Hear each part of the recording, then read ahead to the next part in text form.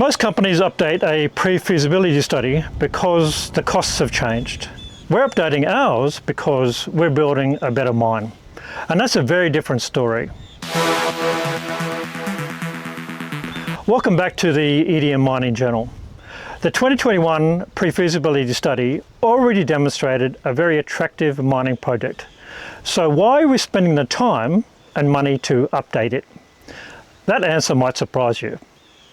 We're not updating a report, we're modernising key parts of the operation. And that's an opportunity that doesn't come along very often. If I were designing the Scotia Mine today, having spent my career designing, building, and of course operating mines around the world, one thing I've always learned is that you should never build tomorrow's mine using yesterday's thinking. I wouldn't, for example, build a mine today using engineering from the 1970s. And I wouldn't simply repeat the assumptions from 2021 either. Mining has changed, technology has changed, worker expectations have changed, energy has changed, and of course, environmental standards have changed.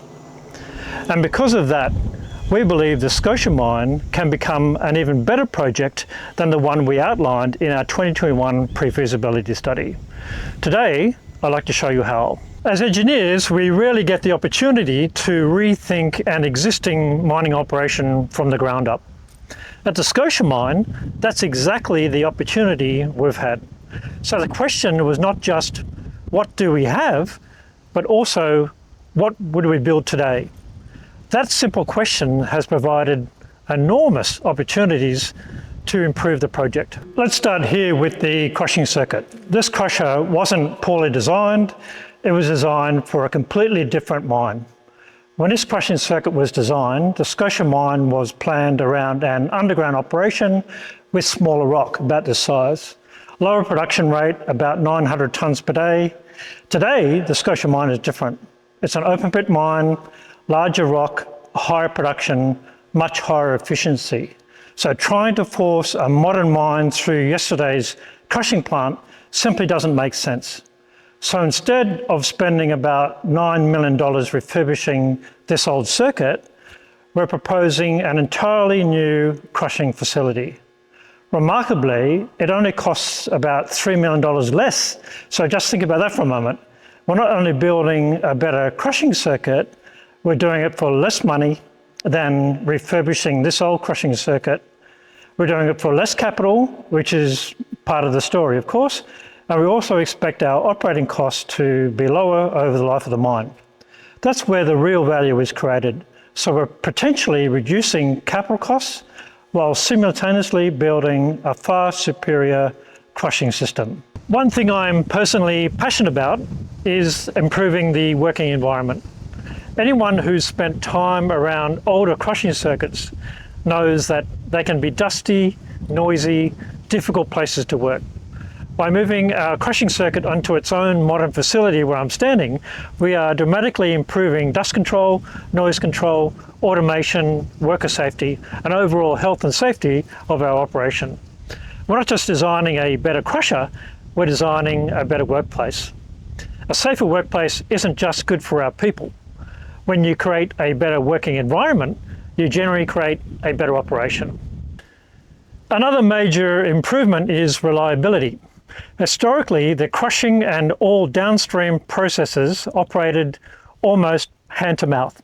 So if the crusher stopped, the rest of the plant quickly ran out of ore, everything slowed down or even stopped. We're eliminating that bottleneck.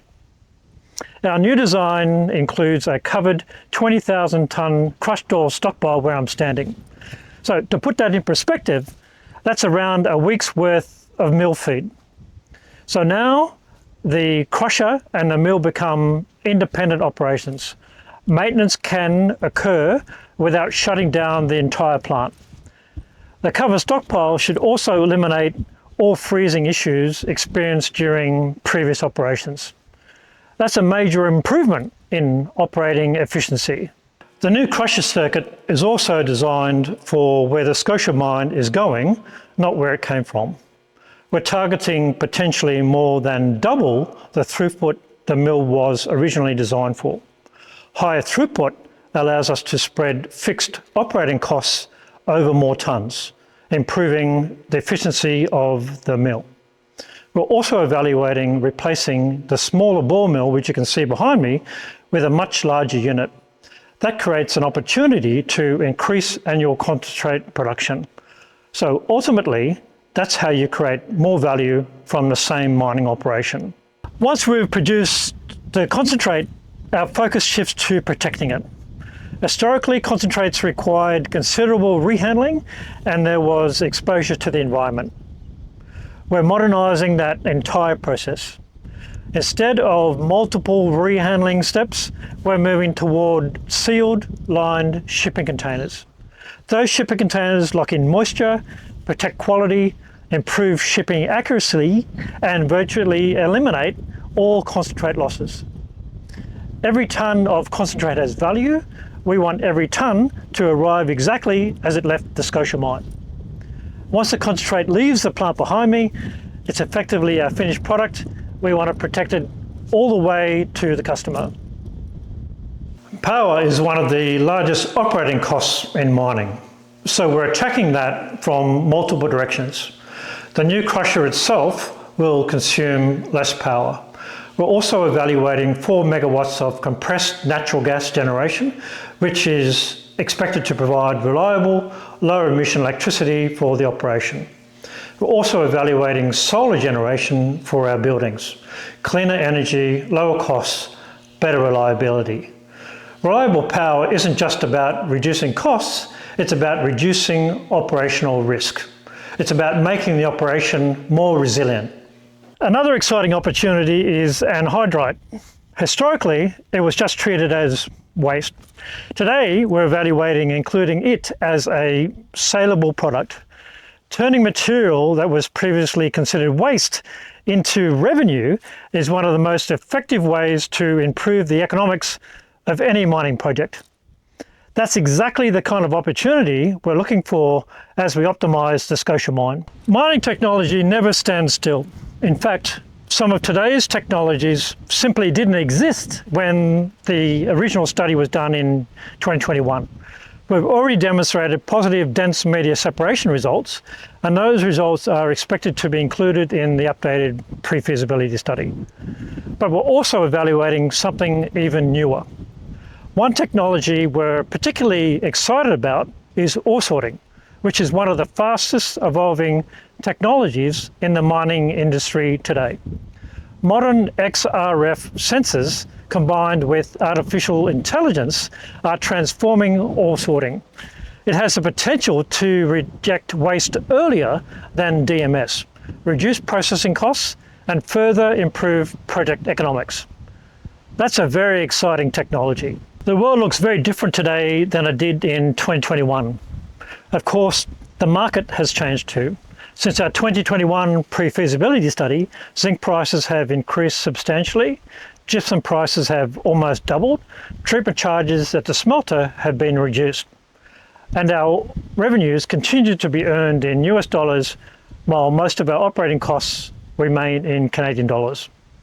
Those are all very meaningful advantages. Yes, capital costs have likely increased. Operating costs have likely increased as well. And I think that's true across the mining industry in general.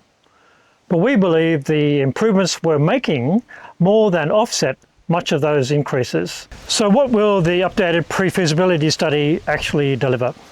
Updated engineering, updated opportunities, updated capital costs, updated operating costs, updated throughput rates, updated metal prices, updated treatment charges, updated processing technology, updated revenue assumptions, and we believe a significantly stronger mining project.